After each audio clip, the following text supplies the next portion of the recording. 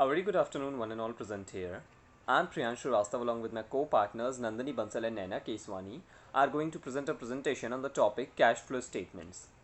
So now let's move further with the first slide, that is, what is cash flow statement?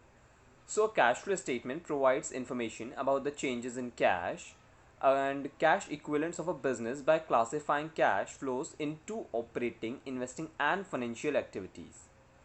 It is basically a key report to be prepared for each accounting period for which financial statements are presented by enterprise. Apart from that, monitoring the cash situation of any business is basically the key. The income statement would reflect the profit bonus but not gives any indication of the cash components. So the important information of what the business has been doing with the cash is basically provided by cash flow statements. Like the other financial statements, the cash flow statements is also usually drawn up annually but can be drawn up more often. It's noteworthy that cash flow statement covers the flows of cash over a period of time, which is unlike the balance sheet, which provides a snapshot of the business at a particular period of time, particular date basically. And also the cash flow statements can be drawn up on the budget, like in the budget form, and later compared to actual figures. And now let's move further with the next slide, which is advantages of cash flow statements. So the first one is ascertaining liquidity and profitability positions. So cash flow statements helps the management to ascertain the liquidity and profitability positions of the firm. Liquidity means one's ability to pay the obligation as soon as it becomes a due. Since cash flow statement presents the cash position of a firm at a time of making payment, it directly helps to ascertain the liquidity position. The same is also applicable in case of profitability as well. The next one is ascertaining optimum cash balance. Cash flow statement also helps to ascertain the optimum cash balance of a firm. If optimum cash balance can be determined, it is possible for a firm to ascertain the ideal and or excess shortage of cash position. After ascertaining the cash position, the management can invest the surplus cash, if any, or borrow funds from outside sources accordingly to make the cash deficit. The next slide is cash management. So cash management is basically proper management of cash is possible if the cash flow statement is properly prepared. Without that, it is not possible. The management can prepare an estimate about the various inflows of cash and outflows of cash so that it becomes very helpful for them to make plans for the future. And apart from that, the next one is movement of cash. A cash flow statement presents a management of the flows in and flows out of cash for various purposes on the basis of which future estimate can be prepared. And the next and the last one is performance appraisal. So by comparing the actual cash flow statement with the projected cash flow statements, the management can evaluate or appraise the performances regardless cash. If any favorable variance is found, the reason for such variation is located and rectified accordingly. Next slide will be continued by Naina Keswani. Okay, so now I will explain the objectives of cash flow statement. First one is measurement of cash. Inflows of cash and outflows of cash can be measured annually, which arises from operating activities, investing activities and financial activities. Second is generating inflow of cash. Timing and certainty of generating the inflow of cash can be known, which directly helps the management to take financing decisions in future. Next objective is classification of activities. All the activities are classified into three types, that is operating activities, investing activities and financial activities. It also helps a firm to analyze and interpret its various inflows and outflows of cash. Fourth objective is prediction of future. A cash flow statement no doubt forecasts the future. It also helps the management to take various financing decisions since synchronization of cash is possible. Last objective is assessing liquidity and solvency position.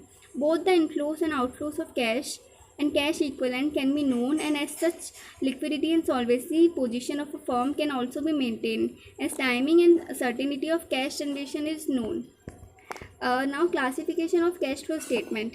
There are basically three types of classification as I told earlier, that is cash flow from operating activities, Second is cash flow from investing activities, and third one is cash flow from financing activities. Now all the classification will be explained by Nandini Bansal. Now let's continue with cash from operating activities. Operating activities are the activities that comprise of prime main activities of an enterprise during an accounting period.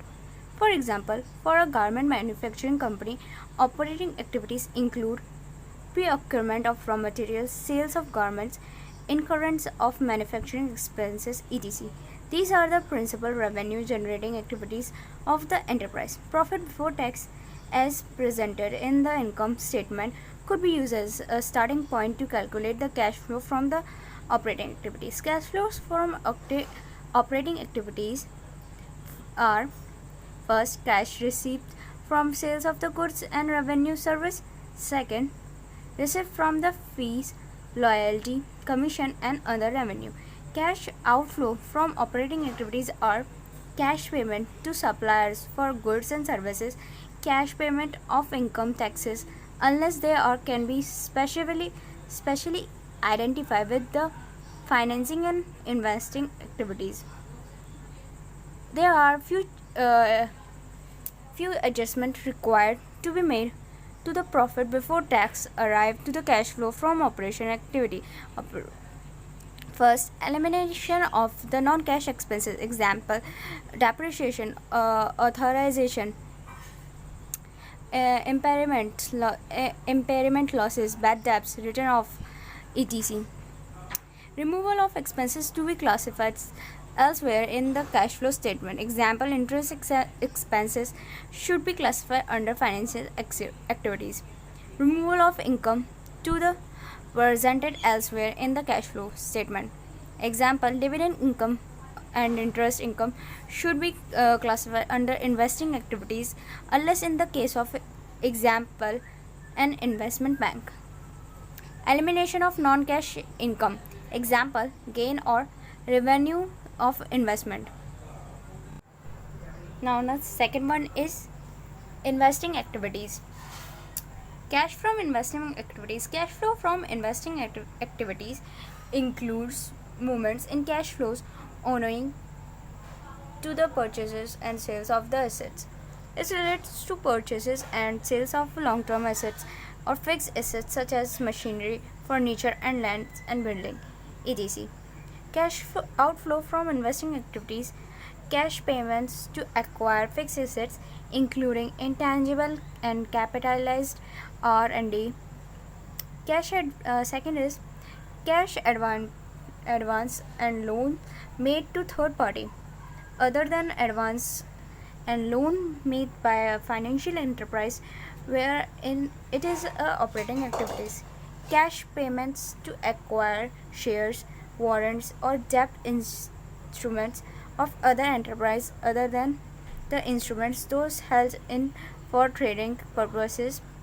The next is cash inflow from investing activities. Cash receipts from disposal of fixed assets include intangible cash receipts from repayment of advance or loans made to third party, except in case of financial enterprise.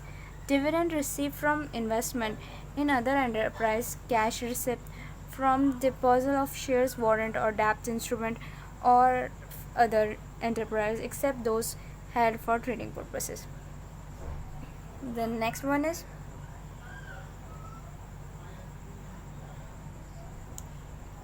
financial activities. Cash from financial activities includes financial activities related to long-term funds or capital of an enterprise. Financial activities are activities that result in changing in the size and composition of the owner's capital and borrowing of the enterprise. Example, cash proceed from issues of equity shares, debenture, rising long-term loan, repayment of bank loans, etc. Cash inflow from financing activities are: first, cash proceeds from issuing shares, equity, or preference shares. Second, cash proceeds from issuing debentures, loan, bonds, and other sorts of long-term borrowing. Cash outflow from financial activities: first, cash repayment of amount borrowed. Second, interest paid on debentures and long-term loans and advance. Third is dividend paid on equity and preference capital.